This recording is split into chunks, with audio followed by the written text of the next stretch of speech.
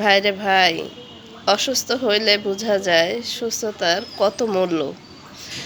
তো আমরা সবাই কিন্তু সুস্থ থাকতে বুঝি না যে অসুস্থ হলে সুস্থ হতে কতটা সময় লাগে। তো আজকে কয়েকদিন ধরে হঠাৎ জ্বর, ঠান্ডা, কাশি, এত কাশি বেড়ে গেছে যেটা বলে শেষ করতে পারবো না।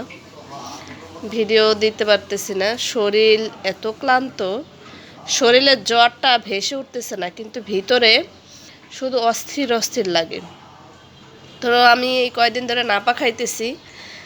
জ্বরটা নাপা খাইলে যতক্ষণ জ্বর কমে অতক্ষণে দৌড়ে ঘরে কাজ বাজ শেষ করি, আবার যখন জ্বর আসে বিছানায় চাপি। তো আমার মতো এই সিজনে এরকম জ্বর ঠান্ডা সবারই হয় কম বেশি। তো ইনশাল্লাহ ঠিক হয়ে যাবে, দোয়া করবেন সবাই।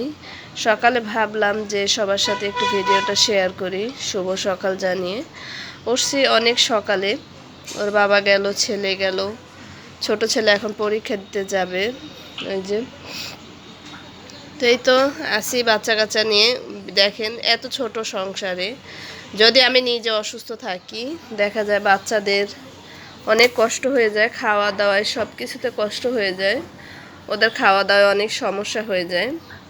এই জন্য কী করি, নাপা খেয়ে যতক্ষণ 2-2.5 ঘন্টা সুস্থ থাকি, সাথে সাথে কাজ বাজ সেরে ফেলি, রান্নাবান্না সেরে ফেলি। যদিও কাপড় এগুলা কিছু ধুইতে পারি না, ঠান্ডা লাগছে। তো এই তো, দোয়া করবেন সবাই সুস্থ হয়ে যাতে আমি সবার জন্য করতে পারি। আমি চাই কি জানেন, আমি সুস্থ থাকি, আমি সবার জন্য করি। আমি কিন্তু কাজে কখনো পিছু হাঁটি না, আমার কাজ করতে ভালো লাগে। কিছু মানুষ আছে কাজকে ভয় পায়, আমি কিন্তু ভাইরে ভাই কাজকে ভয় পাই না। আমি কাজ করলে আমার ভালো লাগে, আমি কাজ ভালোবাসি। দোয়া রাখবেন সবাই সুস্থ হয়ে যাতে আবার ফিরে আসতে পারি।